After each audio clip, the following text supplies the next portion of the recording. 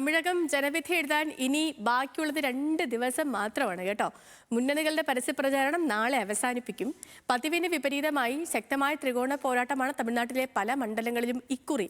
ദ്രാവിഡ രാഷ്ട്രീയത്തിന്റെ കരുത്തു തെളിയിക്കാൻ DMKയും രാഷ്ട്രീയ മാറ്റം ആഹ്വാനം ചെയ്ത വിജയുടെ TVKയും തമ്മിലാണ് പലയിടത്തും നേരിട്ടുള്ള ഏറ്റുമുട്ടൽ. ഇതോടെ തമിഴകം തിരഞ്ഞെടുപ്പ് രാഷ്ട്രീയത്തിന്റെ ആവേശ കൊടുമുടിയിലുമാണ്. നാളെ പരസ്യപ്രചാരണത്തിന് തിരശ്ശീല വീഴുമ്പോൾ ചെന്നൈ മുതൽ കന്യാകുമാരി വരെ പോരാട്ടം കടുക്കുകയാണ്.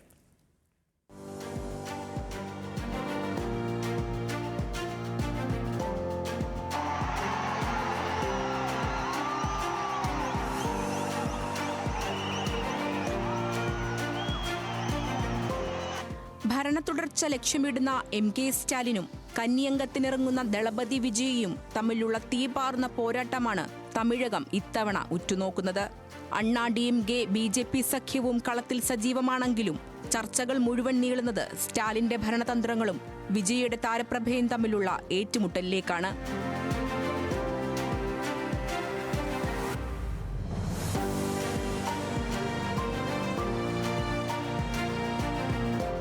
സർക്കാരിന്റെ ക്ഷേമ പദ്ധതികൾ തന്നെയാണ് DMKയുടെ പ്രധാന ആയുധം.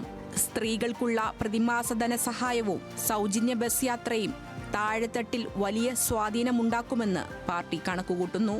കോൺഗ്രസ്, VCK, ഇടത് പാർട്ടികൾ എന്നിവരുടെ ശക്തമായ പിന്തുണയും ഇത്തവണയും തമിഴ് മണ്ണിൽ വിജയക്കൊടി പാറിക്കാൻ സഹായകമാകുമെന്നാണ് സ്റ്റാലിന്റെ കണക്കുകൂട്ടൽ. സംഘപരിവാർ വിരുദ്ധതയും മണ്ഡല പുനർനിർണയത്തിനെതിരായ പ്രതിഷേധങ്ങളും വോട്ടായി മാറുമെന്ന് DMK സഖ്യം വിശ്വസിക്കുന്നു.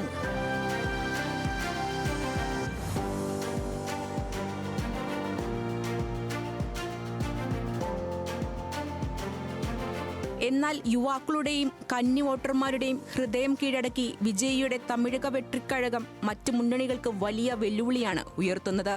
വമ്പൻ തെരഞ്ഞെടുപ്പ് വാഗ്ദാനങ്ങളുമായി ദ്രാവിഡ പാർട്ടികളുടെ ക്ഷേമ പദ്ധതി തന്ത്രം തന്നെയാണ് വിജയിയും പയറ്റുന്നത്.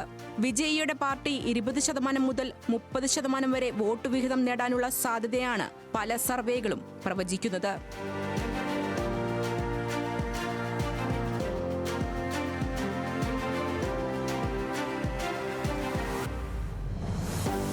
നഷ്ടപ്പെട്ട പ്രതാപം തിരിച്ചുപിടിക്കാൻ എടപ്പാടി പളനിസ്വാമിയുടെ നേതൃത്വത്തിൽ അണ്ണാ DMKയും BJPയും കൈകോർത്താണ് ഇത്തവണ പോരാടുന്നത്. DMK വിരുദ്ധ വോട്ടുകൾ ഭിന്നിക്കാതിരിക്കാനുള്ള തന്ത്രമാണ് EPS പയറ്റുന്നത്. എന്നാൽ BJP സഖ്യം ന്യൂനപക്ഷ വോട്ടുകളിൽ വിള്ളൽ വീഴ്ത്തുമോ എന്ന ആശങ്കയും ശക്തമാണ്. സ്റ്റാലിന്റെ ഭരണ തുടർച്ചയോ അതോ ദളപതിയുടെ രാഷ്ട്രീയ ഉദയമോ? തമിഴ് മനം ആർക്കൊപ്പം എന്നറിയാൻ മെയ് 4 വരെ കാത്തു തന്നെയിരിക്കണം. National desk news Malayalam.